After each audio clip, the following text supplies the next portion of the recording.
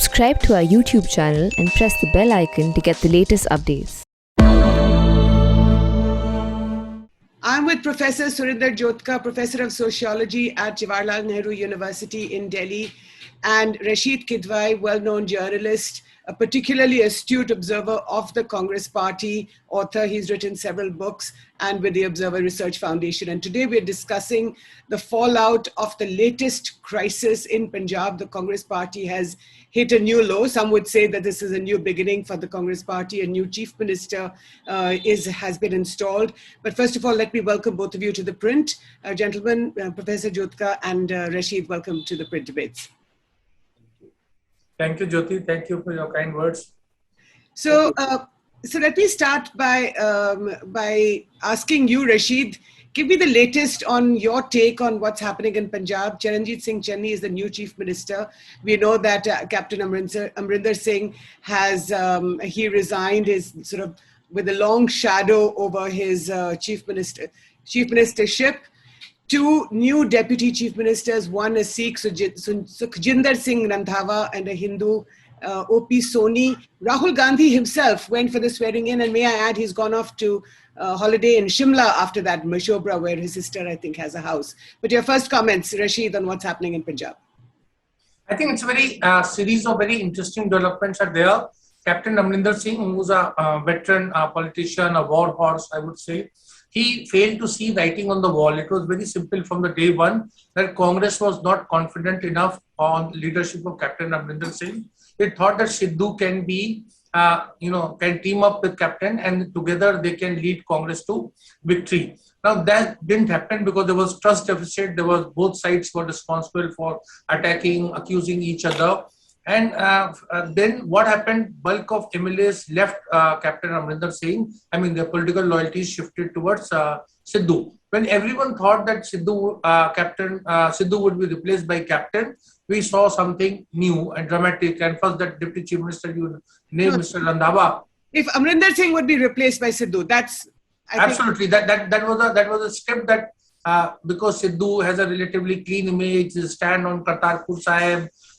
His oratory skills, that would erase that anti-incumbency that's built over years against Captain Amrinder Singh. And also his proximity to the Gandhi family, may I add. Precisely. So all these things were there. Now, when it was about to be executed in a rather, I would say, very drastic and abrupt way, then suddenly a kind of rethink happened. And that rethink happened because Captain, fought back. I mean, Captain is a very good study by Professor Surinder can actually throw some light that what happened, somebody who was immensely popular and, out of that 80 MLAs, 78 left him. There was no one around. So there was a lot of accountability, political accountability is required on part of Captain, that why so many people kind of dished him nicely. Then what Captain did was he attacked Sidhu on grounds of being, close to Pakistan, Pakistani military establishment, etc. Then the Congress started looking for someone else. There was no plan B. Mm-hmm. So Mr. Randhawa's name came in, and then finally Channi, and Channi is being projected as something, a master stroke as you described. It's not a master stroke because Jyoti, in the time to come, there can be only two possibilities of outcome of Punjab Assembly elections. Either Congress would lose. If they lose, then everything goes down. If they win, how would they dislodge a Dalit chief minister who's 58-year-old, who's technically speaking would be leading Congress to possible victory? As I said, defeat has nothing in the end. So these are the big challenges. But I think Gandhis have played their cards well. They should have actually, brought two sides together and let Amrinder propose Sidhu's name. That would have been a very nice thing for the Congress to do. Well, absolutely, Rashid, and I'll also let me bring Professor Jyotka in here, and we'll talk a little bit about the infighting in the Congress Party that has since erupted between Harish Rawat and we've seen Sunil Jakhar, the former, not former, but a big Punjab leader who has been critical of Harish Rawat's tweets. But Professor Jyotka, can I bring you in here?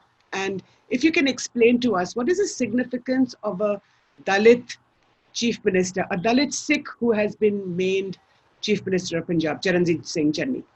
Obviously, many dimensions to it. I mean, it's easy to comment and, journalistically or academically sitting at a kind of distance, one can always say, 32% number is being talked about, and the fact that everyone is talking about, Dalit What is caste. this? What is this 32%? I mean, the official figure of scheduled caste in Punjab is 32%, which again is a very kind of tricky number, which we can discuss later on. But the way everyone kind of is targeting that 32 number, in the sense that BJP is hoping for a new kind of political grammar in Punjab where they could project a Dalit face, and they think there is already a kind of upper caste Hindu communal vote which would go with BJP, and that would add up to a very viable kind of number. And like they have done in some other cases, they think that Jat Sikh vote can be made irrelevant. Even the Sikh vote can perhaps be made irrelevant by kind of bringing in caste narrative. AAP has also been talking about Dalit. So obviously, I mean, from a distance, as Kidwai Saab was saying, it sounds like a masterstroke. But I think there are other dynamics which obviously are being talked about. He's not the only one who has emerged as a Dalit politician. Dalit in Punjab has become very ambitious, and they have also acquired a kind of what I call as autonomous political agency. So you need to engage with them in a very different way from what they were earlier doing. So they are also themselves kind of very important, prominent voices, and obviously it has symbolic significance, and it is much more than symbolic because now he is the chief minister. And What is it? How do you engage with them in a different way? What does that mean? You said that it's different from before. In what ways? Journalists think only in terms of psychological predictions. So number will add up. Everyone votes for everyone. It's like, if you look at data, election data, you would have Muslims voting for BJP, Dalits voting for every party. It's not like they are kind of closed identities, completely identifiable with one political party. But that's how Indian politics has come to be imagined and played out, right? So that's how people think of constituencies almost exclusively in terms of identities. So identities are there, they are significant, but there are many other factors which play out locally in the local context. There are individual dynamics of leadership, personalities, ideas and ideologies. Punjab is also going through a very difficult time because of farmers' movement. It is longest and most powerful farmer movement India perhaps has ever seen. Is the largest powerful movement going on anywhere in the world, and Punjab is right at the front. So these are very interesting times. I don't think we should kind of just say that it's further gone down or anything like that. I think Congress in Punjab is right now at the center stage, and it has been at the center stage for the last 5-6 years, and I think you can't ignore that.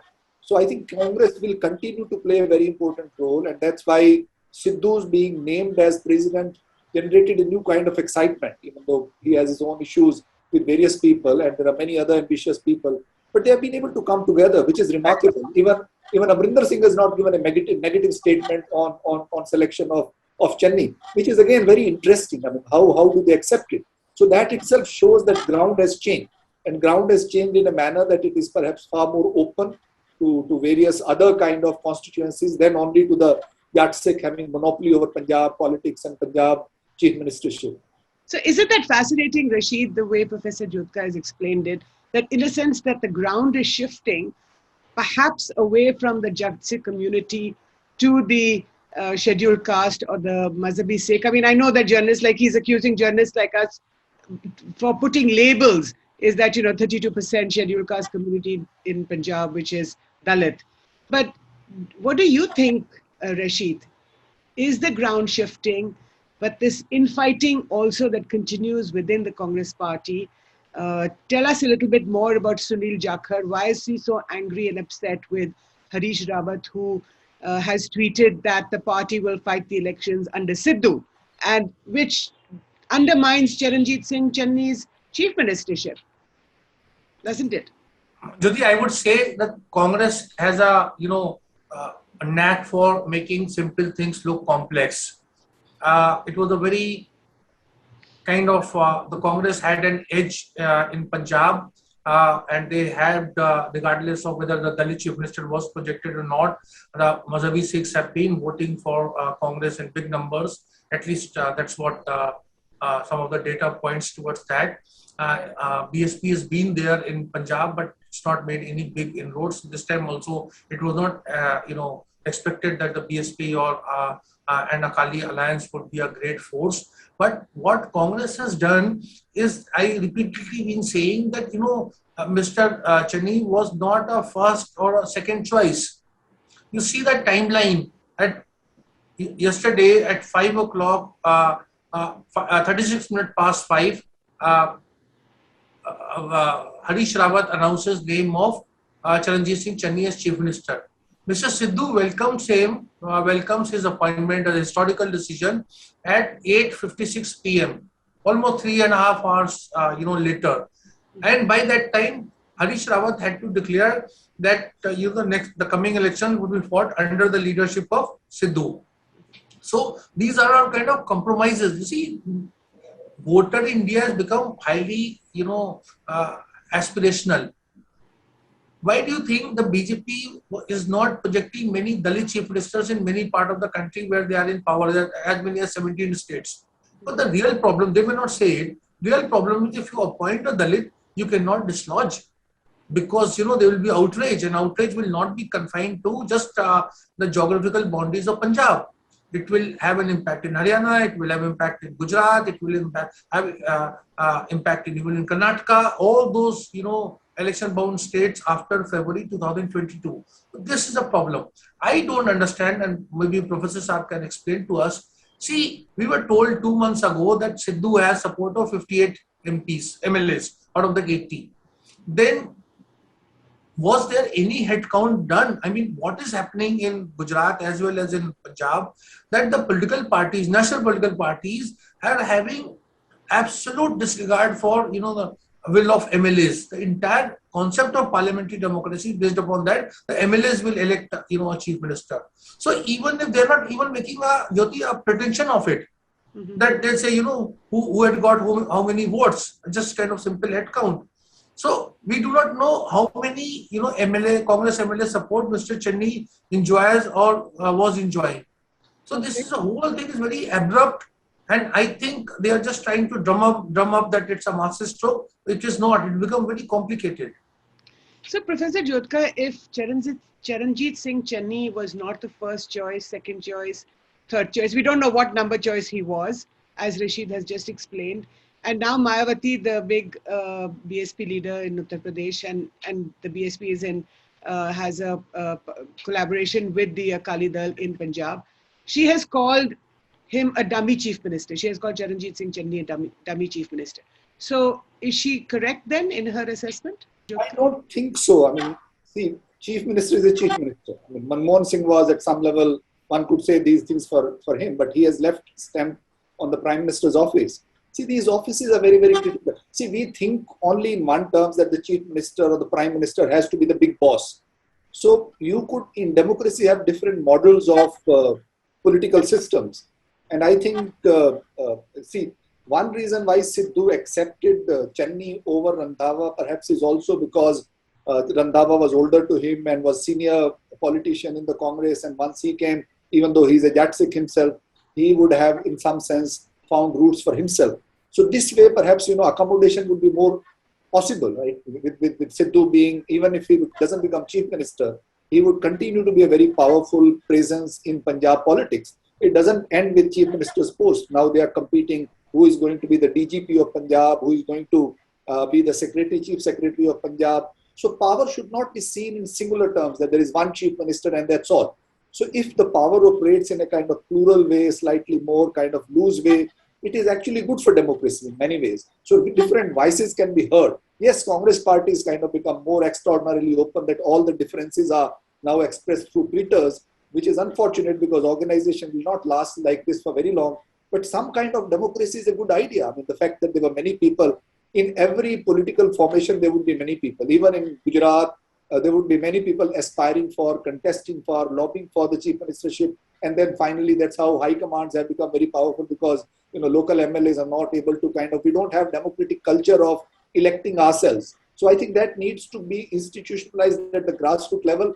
Otherwise, there's no future for Indian democracy. That's why we are where we are. We need to have different kind of political parties which themselves have democratic cultures. And then when they come to power, how will they follow democratic cultures? Then obviously you're looking for patriarchs, you're looking for big leaders You are looking for big vision who would give you and then give you direction. So that's how we look at, whether it is going to be Chenni or it is going to be Sidhu or it is going to be Amrinder. I think one should look at it as a kind of larger, deeper political process, and that process at some level creates these possibilities of unfolding them in manners which are unpredictable. Chenni becoming chief minister would not have been acceptable 20 years back in Punjab. Why But not? today, Why not, Professor Jyotka? Why not? precisely, that's the point I'm making, that how different political forces. I remember last time Amrinder Singh was chief minister of Punjab, there was another person, Dalit Dullu. He was the president of Congress party, and he used to publicly complain that nobody cares for him. Nobody really, and they would also say that whether it is Amrinder or it is Akalis, on caste question we agree that they should not be given that kind of space. Today in Punjab, the chief of Akal Takht is a Dalit. Chief Minister of Punjab is going to be a Dalit, or he's already taken oath, he's Dalit. So I think that is something which tells you about the new kind of political language that is emerging from grounds. And I think that's the point I was trying to make earlier. So these kinds of differences, they are being discussed in open, perhaps they should not be done, but why not? In some sense, it also has a kind of different political culture. We are used to one kind of authoritarian political culture that finally one person will go and make an announcement on a television channel, and that would be the final decision. And we like that kind of authority and patriarchal kind of system where there is no disagreement. It cannot be that there would be no disagreement. There should be disagreements. And those disagreements are good. They should perhaps be dealt with a little more maturely. But at the same time, if they are discussed publicly, I think it is good for democracies. I personally feel it is not bad for democracy. Rashid, earlier you had talked about how the Congress party has a knack of making simple things complex. But if the ground is changing, as Professor Jyotka has so eloquently said just now, then perhaps we should give credit to Rahul Gandhi. Is that if you make Chenni the chief minister, he's a Dalit. Doesn't matter if he's a 5th choice or 10th choice, but he is the chief minister of Punjab today. If the Congress party wins, he will be the face that won the party an election, a state. You cannot dislodge him after that. That's the other thing you said earlier. So perhaps you should give credit to Rahul Gandhi for a change. Yes, absolutely. I think, Jyoti, if that's the thing, then that's a very welcoming thing. But what I'm saying is, what would you do to Sidhu? All those things that he was bringing on table, his clean image, his stand on Kartarpur Sahib, his ability to, hit sixers. I mean, I'm saying oratory skills and, checkmate his political opponents. A lot of youth is attracted, the kind of, way he speaks. See, Sidhu has also evolved a lot as a politician. People just look at him as a kind of, stand-up comedian or a cricket commentator. I think he's politically also, he has created a niche for himself. This election, he become rather indispensable. Even Aam Aadmi Party, they may say that they have nothing to do with Sidhu, but they've made a very serious bid to get him in. And the Congress was equally, desperate to not only, retain Aam Aadmi him. Party made a serious bid to get who? To get Sidhu and project him as a chief minister candidate, because Aam Aadmi Party has ground support, but they need a face. So they were looking for a credible, a chief ministerial face, and they had great interest in Navjot Sidhu. Because of that, Priyanka Gandhi intervened, and she made sure that Captain Amrinder Singh is actually, his opposition is ignored or is not heeded, and then Congress projected. Now I'm saying that entire plan has gone haywire. I feel that if they were really serious about projecting a Dalit chief minister, they should have done it. And you're right, they are still, they can still do that. But the problem is that what will happen if they win election? At this point, I don't know whether Professor Saab would agree, there is a limited point that it has been able to silence all the 3 key players. The BJP is silent. I mean, the BSP is making noises, but they know that it will not make any impact on the ground. And Aam Aadmi Party also is quite confused, because in this country there are these are new social realities. So you cannot be attacking a Dalit beyond a point. So people are, like we have seen, Jyoti, in Parliament, several bills come whenever there is something about relating to Dalit or weaker sections. All political parties come together. Unfortunately, they have not come together on women's bill or many other potent issues, but they do come because it's a matter of optics. The situation of Dalits in India is like a case of glass being half empty or half full. But still, at least a lot of lip service is given. So I'm saying in Congress that their intention is not, not very clear. So therefore, a person like me, I'm little guarded in giving kind of lot of credit to Rahul Gandhi, Okay. because Yeah. he's saying something and he may mean something. Now this double speak, voters are able to see and sense it. Jyoti, there is a kind of silence, communication that takes place between voter and political parties, which is not there on Twitter, which is not there in the print newspapers. I'm not talking about the print portal or on television channels. I don't know how much Professor Surinder would agree with all this. Professor Jyotka, the fact is that if, and let's just go back to some numbers, if Punjab has 32% scheduled caste or Dalit population, tell us about the other states in North India. They also have large Dalit populations, don't they? And if you can also connect this with the demand for the caste census, which, as we have seen, has driven the political spectrum recently. Channi is Sidhu's team. And I think more than anyone else, this change in government in Punjab is Sidhu's victory. This is his first major political victory in his political career. I don't think he has had this kind of political victory. He has been able to dislodge a chief minister, an entire regime has changed, and he is the one who will get all the credit for this. So Channi will always be grateful to Sidhu, and he is Sidhu's man in that sense. So it is not like Sidhu has lost, Sidhu is marginalized. Not even for a moment that Sidhu is marginalized in this. It is Sidhu's victory, and there are other people also, in some sense, it has been a good for Congress party that there are other able to come in. But okay, Professor Jyotka, before you answer the Dalit question, let's talk a little bit about, when you said that that Amrinder Singh has been politically defeated. Let's talk about the impact of that and what kind of impact that will have on Punjab, especially on the Jat Sikh population. Very little, actually. Unfortunately, that's what is reflected in the way all the MLAs shifted, switched over, and didn't really care for Amrinder at all. I was actually quite surprised. And basically, Amrinder doesn't have a ground to stand on. He was basically kind of carrying himself through his own personal kind of, connection with, is mostly from above. On ground, he doesn't really have much support. I mean, unfortunately, otherwise he would not have been dislodged. He's such a senior, powerful, at some level, appeared very powerful and very influential, but nobody stood with him. There were only like 5 or 6 or 7 MLAs who, at the end of the day, were willing to, at some level, stake their career and stood with him, perhaps less than that. I don't really know exact number, but very few of them. Most of them, when High Command said come for the meeting, they went for the meeting, and they knew the new Chief Minister was going to be elected, and that's why he decided to resign. So I don't think it would really have much effect on the Congress vote.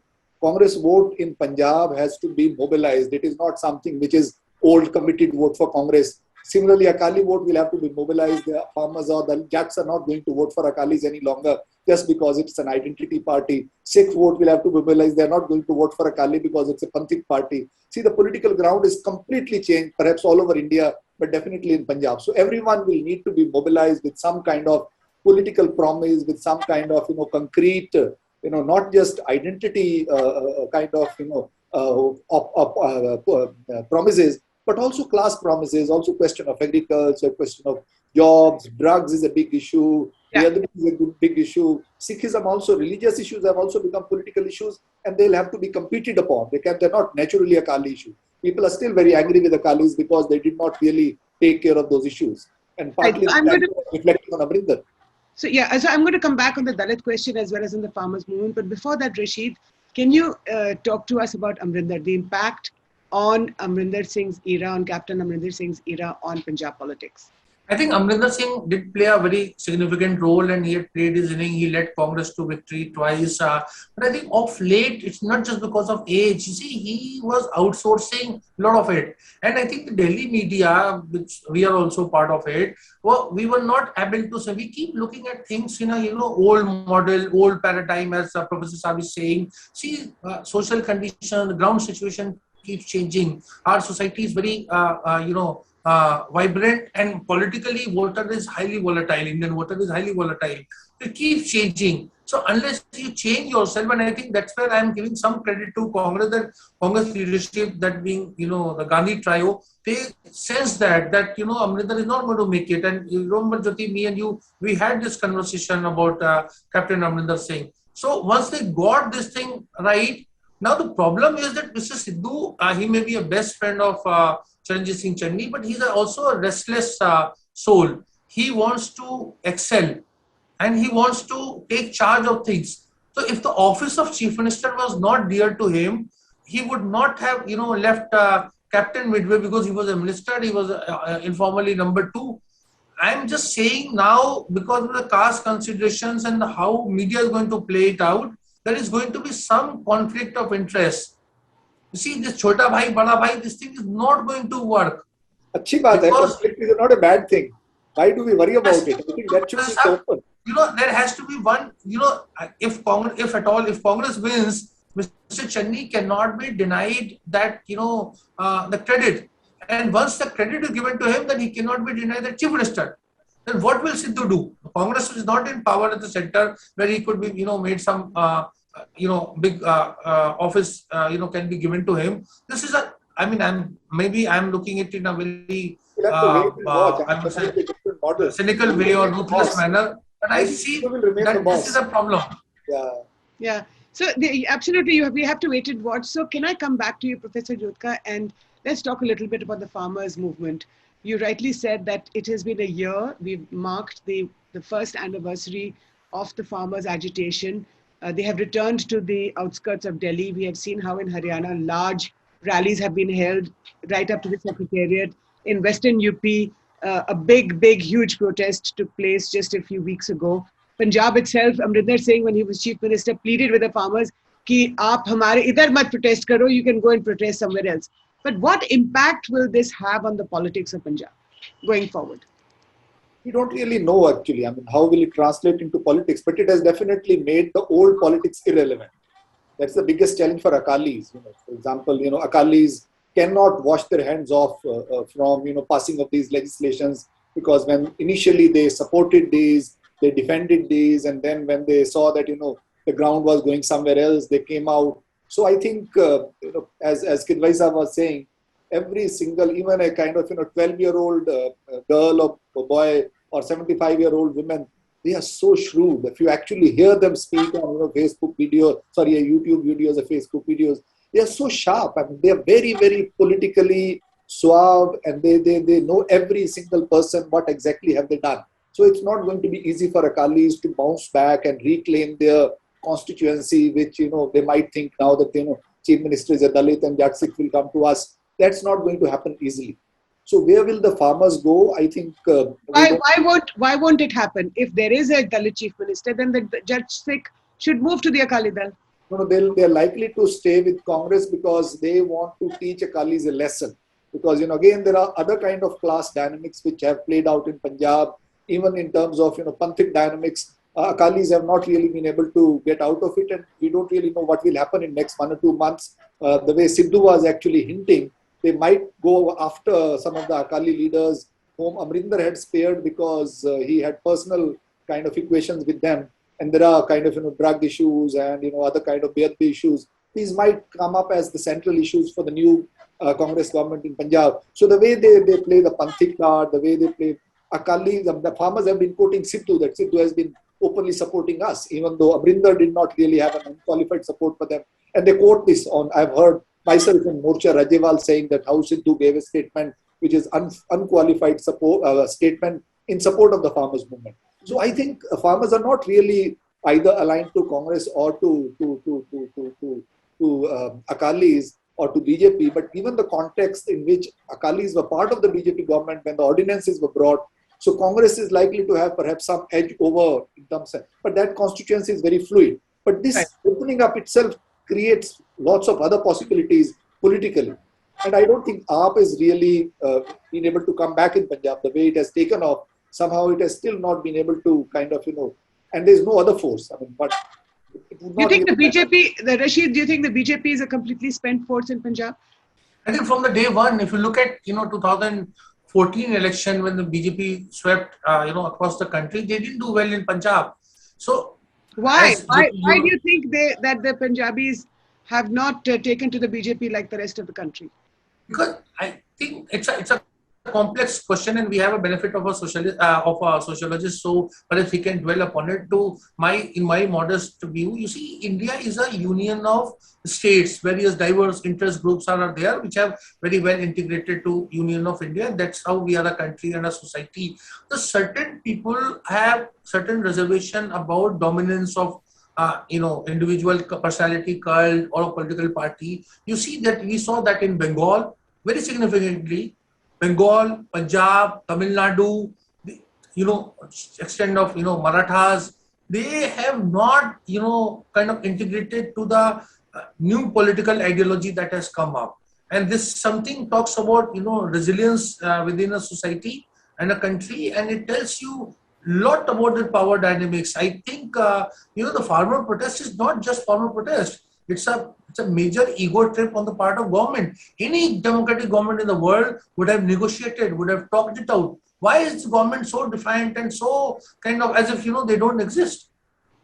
So I'm saying these are not very complex issues. I mean, as a journalist, this thing is vistas are quite limited, but I think Professor Saab can actually shed some light on this. Why is this happening? So 2 questions for you, Professor Jyotkar. The first is, why didn't Punjab take to the BJP like the rest of the country? Is the BJP completely over? And then the Dalit question about the shift, like you've been talking about these last few minutes. See, again, historically, even though we've had Khalistan movement, there was some kind of communal tensions in Punjab, and earlier there were also communal issues at the time of partition. After partition, you had Hindu Mahasabha, Arya Samaj on the one side, and Akalis on the other side, and Congress in some sense was, overarching kind of force. That kind of communal divide has gone away in Punjab. There was this case of Hindus registering their language as Hindi, not any longer. They are now identifying themselves with Punjabi language. Even RSS doesn't really encourage them to register their language as Hindi. So there has been a kind of also next generation of Hindus are much more Punjabis in the regional context rather than the partition generation was. Partition generation was kind of post Arya Samaj, Hindu Mahasabha kind of generation. They were communally polarized.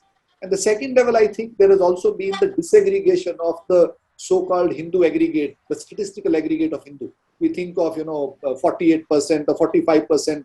That is not true, right? Empirically, Dalit has moved away. The Punjabi Dalit has moved away from the Hindu identity because Sikhism offers them much more than Hinduism does, because in terms of we don't really have that kind of Brahminical Hindu tradition in Punjab anyway. So Dalits and almost everyone in Punjab is not Nanak. They would never say anything against Nanak. So they'll all go to Gurudwaras, they'll all go to Golden Temple, they'll all at some level be a little bit of Sikh everyone.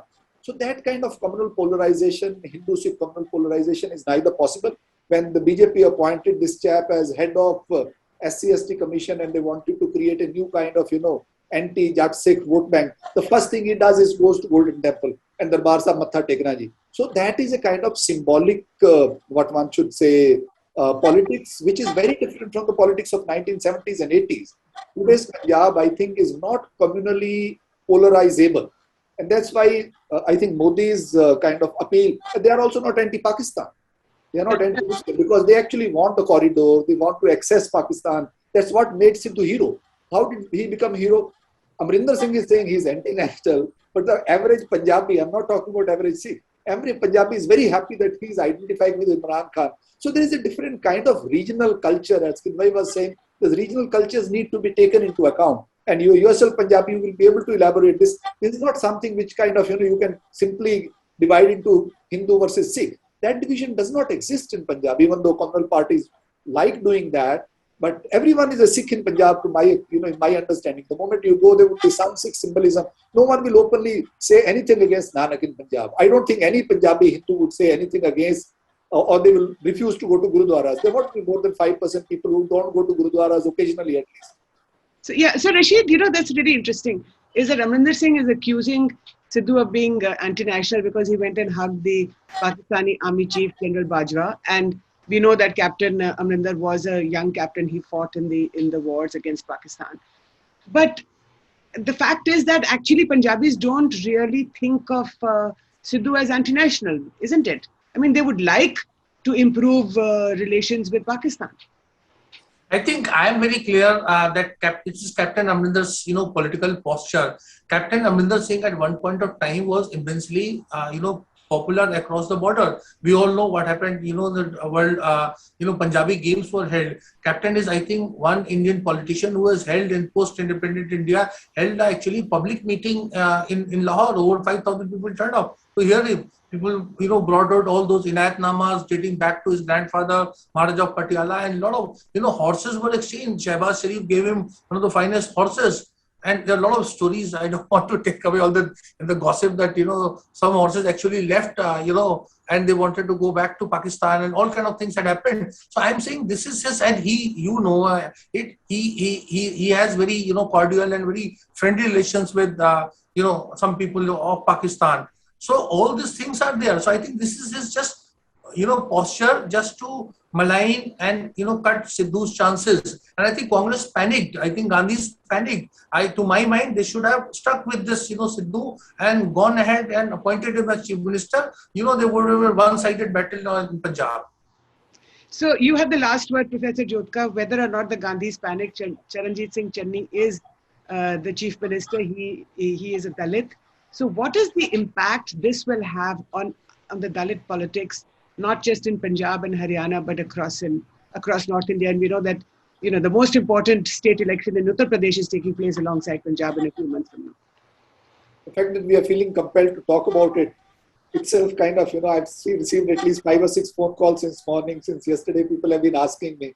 So this obviously is having impact. I mean, whether we like it or not, this is being spoken in identity terms. This is being spoken in what it is supposed to, the way the Congress would want it to be spoken of. So obviously it is advantage Congress, no doubt about it. And it in some sense sends a signal that, the Congress actually will do these things. So younger generation of Dalits, lots of them are disillusioned with, for example, BSP, and they're looking for an alternative. They also try to identify with BJP. And then they are, as I said, then Kidwai Saab was also saying, and you were also saying, that Indian voter is very shrewd. And Indian young people, they are very, very sharp. Social media and all these stories come out, and the way BJP immediately... UP पे क्या impact होगा इसका? What impact will it have? I don't think we should overestimate these things.